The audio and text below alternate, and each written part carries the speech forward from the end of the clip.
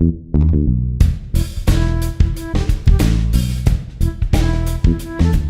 doing a time lapse of the beautiful sky this morning, but I think the clouds disappeared before I sort of finished.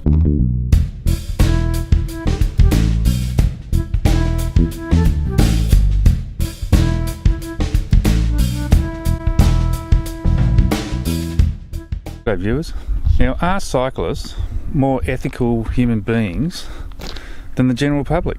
I think we probably are, because we ride our bikes, which has got to be better for the environment than driving cars.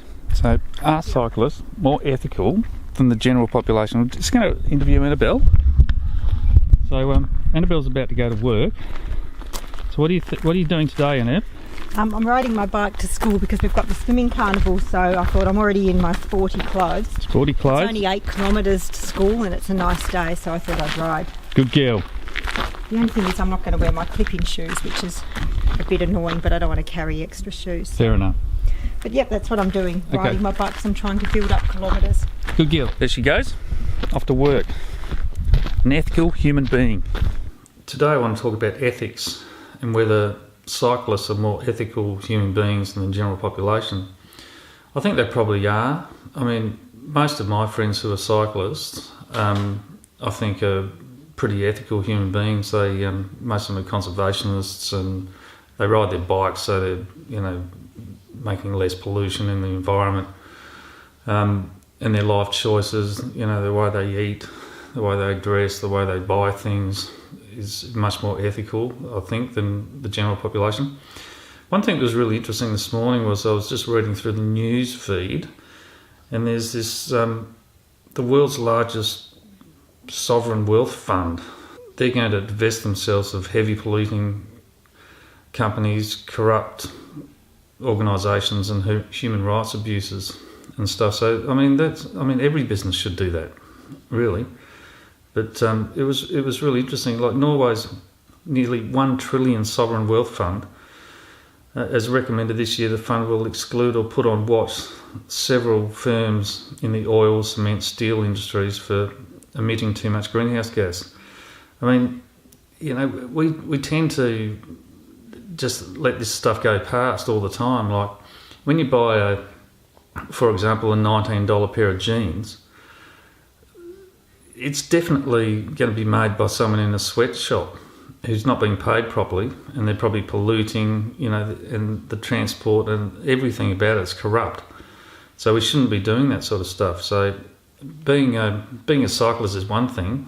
I mean, my wife Annabelle, she rode to school today, and that saves a bit of pollution, So I think ethics is very important. I think cyclists are pretty much ethical people. It's interesting because this Norwegian mob, they reckon carbon emissions are the new criteria for the fund.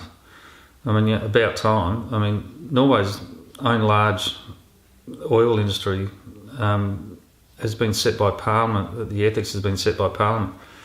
I mean, but most of the wealth from Norway has come from oil and gas in the start. So, I mean, there are some compromises, and this happens with money all over the world. I mean, when it comes to money, people really don't care about the environment or how they get it. I mean, it's a bit of a human trait, but the more we fight that, the better off we are. And that's why cyclists, by riding our bike, are doing our bit. I mean, there's car drivers whizzing past all the time with one driver. That's so wasteful, So if you're riding a bike, just by the very fact that you're riding a bike, you're an ethical human being. Right, changing locations, going outside. Movement's good. That's why I think cyclists are good, because they move. I mean, the human body's designed to move. Change a location, moved outside. A bit of movement's good.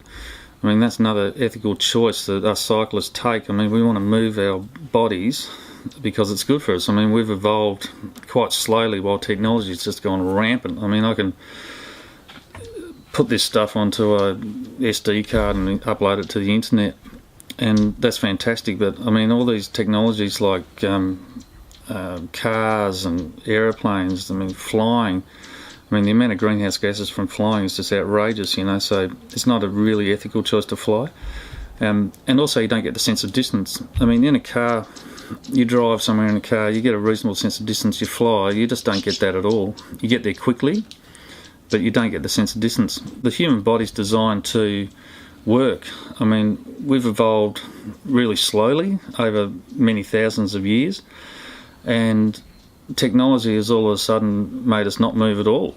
I mean, we sit in cars, we sit in offices, we don't work in the garden to get our food, we don't collect, we don't hunt, we don't do any of those things anymore. So riding a bike is one way that we can do a bit of exercise, which is really good for us. And we're just not working enough, you know. So I might go for a ride today, I might go for a ride on a motorbike.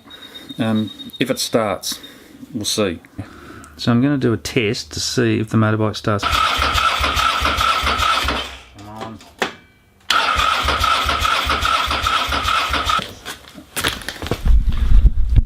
Okay, so the old motorbike didn't start, so I can't ride that, so I might have to ride the bike instead. There you go.